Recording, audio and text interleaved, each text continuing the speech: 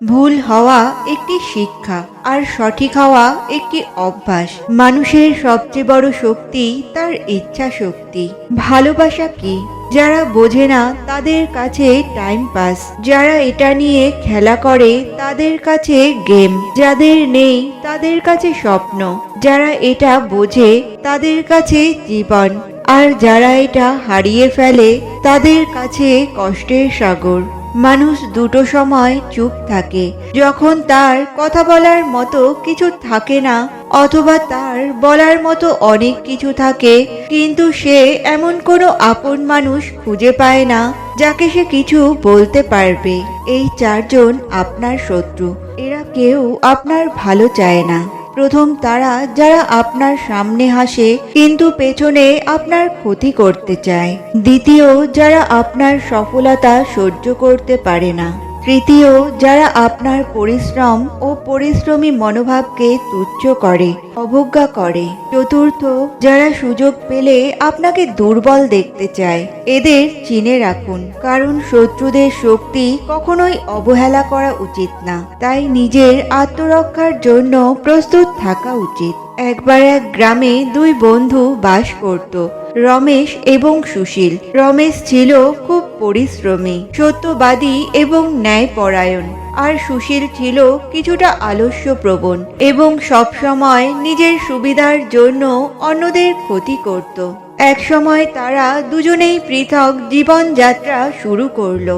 রমেশ গীতার বাণী যথা জীবনে একে একে যা কিছু কর্ম, চিন্তা, অনুভূতি দেওয়া হয়, জ্ঞানত অজ্ঞানত, পরবর্তী সময়ে সজ্ঞানে অজান্তে তাই তার সম্মুখে এসে দাঁড়ায়। কথা মনে রেখে সঠিকভাবে পরিশ্রম করছিল এবং মনে মনে জানত যে যদি সে সত্যের পথে থাকে তবে একদিন সাফল্য অবশ্যই খুঁজে পাবে। অন্যদিকে সুশীল শুধু দ্রুত লাভের আশায় মিথ্যার পথে চলতে লাগলো। অন্যদের অস্থিরতা এবং দুরবস্থার সুযোগ নিয়ে নিজের উন্নতির চেষ্টা করছিল। একদিন রমেশের কাছে একটি বড় সুযোগ আসলো। একটি বড় ব্যবসা শুরু করতে তার অল্প কিছু পুঁজির প্রয়োজন হয়। তখন সে নিজের পরিশ্রম এবং সদুপায়ে যে অর্থ জমিয়েছিল তাই দিয়েই ওই ব্যবসা করে বিপুল সাফল্য লাভ করলো।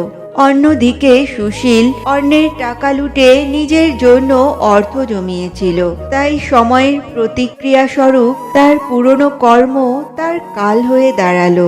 তার সব চেষ্টাগুলো একে একে ভেঙে গেল, আর সে বড় ক্ষতির মুখে পড়ল। সুশীল অনন্যপায় হয়ে তার পুরনো বন্ধু রমেশের কাছে গিয়ে নিজের দুর্দশার কথা বলে। তখন রমেশ তাকে বলে একমাত্র ঈশ্বর প্রদত্ত পথের মাধ্যমে সাফল্য ও বিজয় লাভ সম্ভব।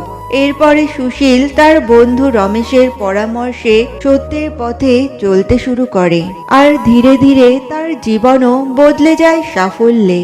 তো বন্ধুরা, এই ছোট্ট গল্পটি থেকে আমরা শিক্ষা পাই যে বিশ্বাসের সাথে সঠিক পথ অনুসরণ করলে একদিন সঠিক ফল পাওয়া যায়। তাই আপনিও সঠিক পথই অনুসরণ করুন, জীবন বদলে যাবে।